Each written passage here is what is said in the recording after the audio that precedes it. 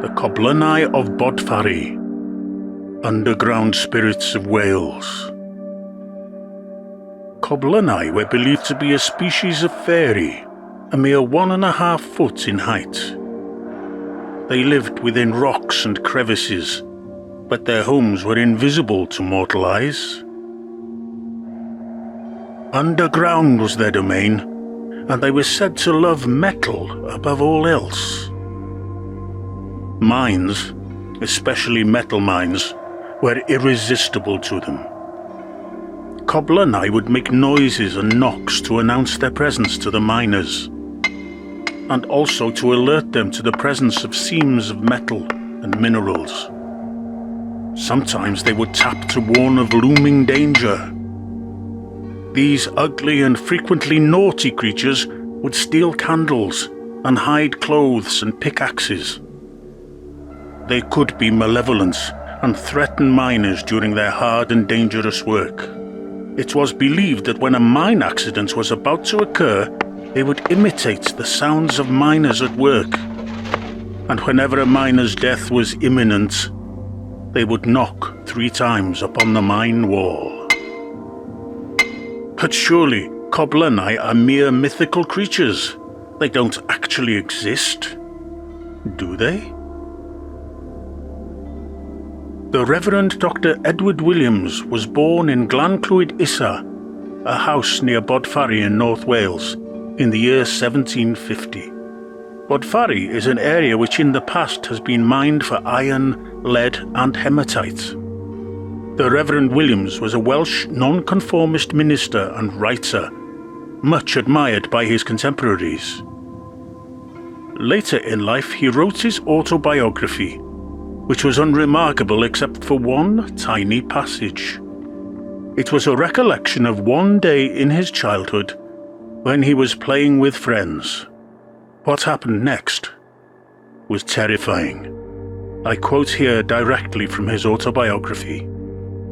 On a fine summer day, about midsummer, between the hours of 12 at noon and 1, my eldest sister and myself, our next neighbour's children, Barbara and Anne Evans, both older than myself, were in a field called Cae Caled near their house, all innocently engaged at play by a hedge under a tree, and not far from the stile next to that house, when one of us observed on the middle of the field a company of, what shall I call them? Beings. Neither men, women, nor children, dancing with great briskness.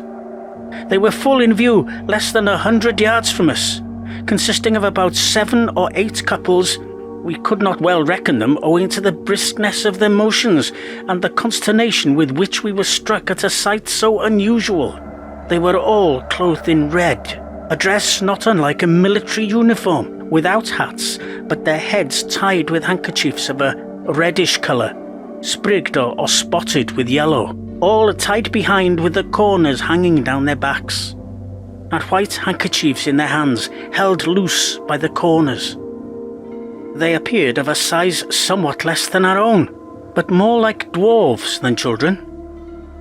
On the first discovery we began with no small dread to question one another as to what they could be, as there were no soldiers in the country, nor was it time for May dances, and as they differed much from all the human beings we had ever seen. Thus alarmed, we dropped our play, left our station, and made for the stile.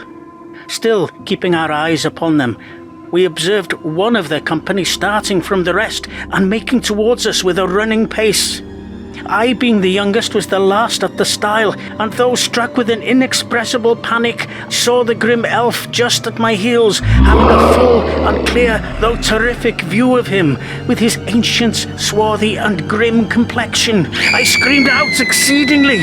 My sister also and our companions set up a roar, and the former dragged me with violence over the stile, on which, at the instant I was disengaged from it, this warlike Lilliputian leaned and stretched himself after me, but came not over.